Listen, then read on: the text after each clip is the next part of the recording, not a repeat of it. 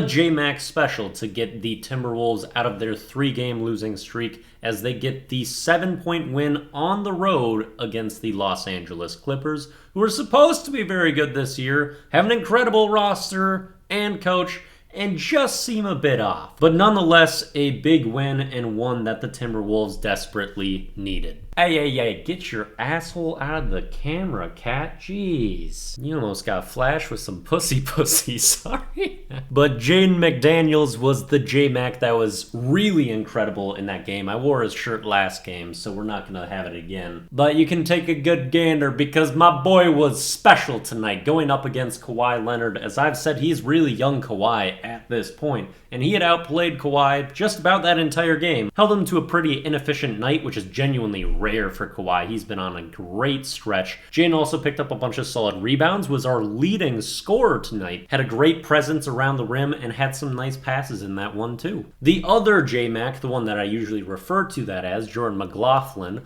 also had a very good night. Better scoring than he just about ever does. Pretty aggressive in that right too. Also picking up some nice steals, and they were huge contributors for the Timberwolves. And we absolutely needed them to be because our starting guards were not good offensively. Yet again, Mike Conley really just has not found an okay dance scoring the basketball for this Timberwolves team. He was even shooting a lot of the floaters tonight that I've been wondering why he's passing up on those. He missed all of them. Anthony Edwards was also terrible finishing around the rim, missing a lot of layups, and he doesn't get a lot of foul calls when he is seeing contact going to the rim, so when he's not making those finishes through contact, is just always coming up with empty trips. Both of those guards who couldn't get buckets tonight, though, did scrap on the defensive end and showed a lot of effort there. 3 steals apiece out of those 2. So at least they brought it on that end, although they couldn't shoot the ball, and the defense from the Wolves as a team would really improve as that game went on. Because in the first quarter, the Clippers were taking it to us.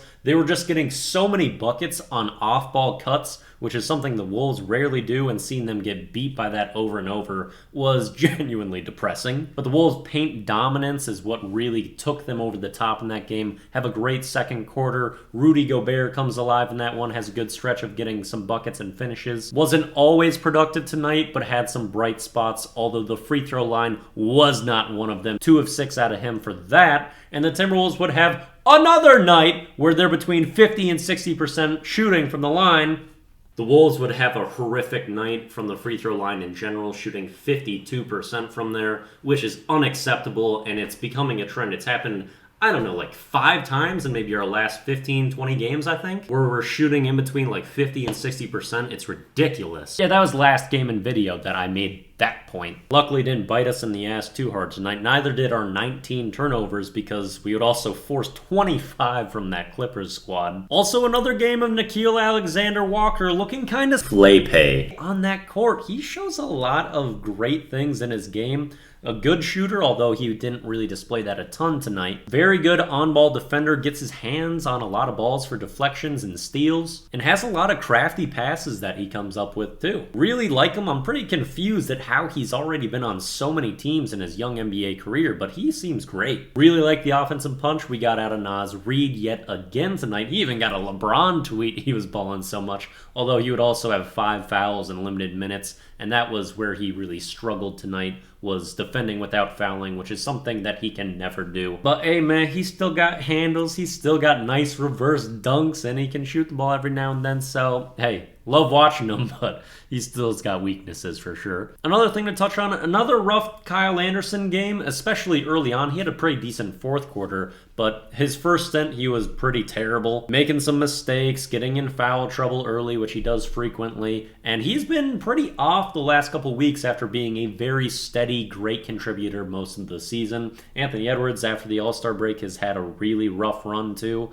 so hopefully some of these people that have been great all year can stabilize and give us a shot to kind of figure some things out and get a little bit of momentum going forward, because that will be extremely necessary to do anything with this season, and hopefully this team can just piece things together going forward, because I seriously doubt we can contend for anything this year. I'm mostly just glad we didn't blow a fourth quarter lead in a row, because that would have been just a crushing blow.